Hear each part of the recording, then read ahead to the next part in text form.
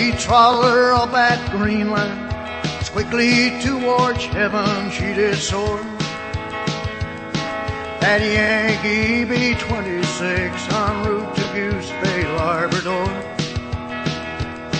Now knowing it would be the last time they would fly together in the blue, and the Sigilac would be the fate for that bomber and her crew.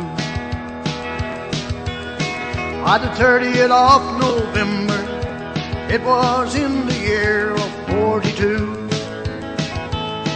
She struck a storm of heavy cloud, and right away that Yankee pilot knew to navigate a winter storm. Far up north, sometimes the chips are down. So we altered course and flew due south, saying, boys, we'll have to go around. Many miles later, far out to sea, he turned that bird around. Joseph and he set a course once more for Goose Bay they were bound. They made contact with Goose Bay just minutes before the radio went dead. We'll have to fly by compass now, the navigator to that pilot said. They struck the coast of Labrador, just where there seemed to be some doubt. They flew due north, cause somehow figured they were flying too far south. But they figured wrong, cause some miles later, farther down that coast, they somehow found they were flying too far north, and once again they turned that bird around. Then the engine started missing as the gauges read completely had a view. Find the valley quickly, we must take her down, that's all there's left to do. Well, she crashed between the mountains, came to rest among great boulders still intact. Yes, her last flight had ended among the barren hills of Sigilac. In the crash was badly shaken, with minor cuts, but everyone alright.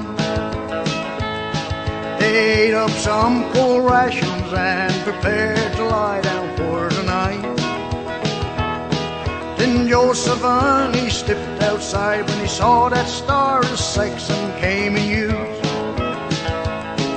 And soon it was decided he was 400 miles north of Goose.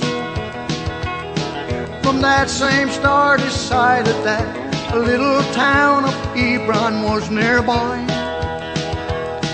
But they never tried to reach it, I guess we'll always have to wonder why. But they stayed inside and waited, while being cold and hungry all in vain, waiting for the sound of the engine of the plane that never came. Just you fancy living in the belly of a plane 40 below, and every morning waking with your blankets cold, frozen white with snow, with not a stick of wood, just the rocky barren hills of a frozen land. And your only source of heat was the heat of burning gas in old tin cans. One day they came up on a plan they thought would work without a doubt. Johnson, Noel, and Josephine would take a rubber boat and roll south. 2 days before Christmas, they dropped that rubber boat into the bay. We'll send back help when we'll arrive, they said goodbye and slowly rolled away. Now men will always gamble with women, cards, and money evermore, but no man there to gamble in an open boat of northern Labrador. in total desperation, they gambled with their lives and hoped to win. But the odds were stacked against them. These three brave men was never seen again.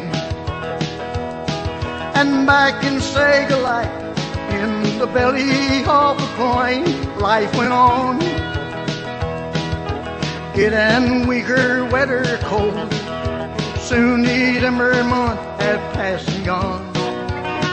And January only brought more days of cold, hunger and despair. Their spirits low, their hopes were gone, their will to live no longer there. In the first month, on the 17th, they shared a cup of soup, their very last. Their food all gone and not too strong, they knew right then that life was slipping fast. 4 days they lay in slumber, just bundled there together near the end. And on the 3rd day, 2nd month, he wrote into his diary once again. We're growing weak and tired, but we pray to God we'll last a few more days. But our hopes are getting weaker, we just saw young Wayland slip away. This were the last words written, and in our minds they helped to take us back to the night that Jesus called them home from that frozen hell called Sega Light. Was early in the month of March, several Eskimos on dog and sleigh went down between the mountains to hunt for fur and food in St. John Bay. Early in their journey, barely 30 miles they had gone, when they found 4 frozen bodies just 3.5 hours from Hebron.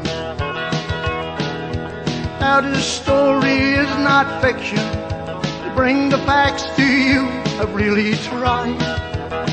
'Cause I'm here now in Sega Light, very spot where these men crashed and died.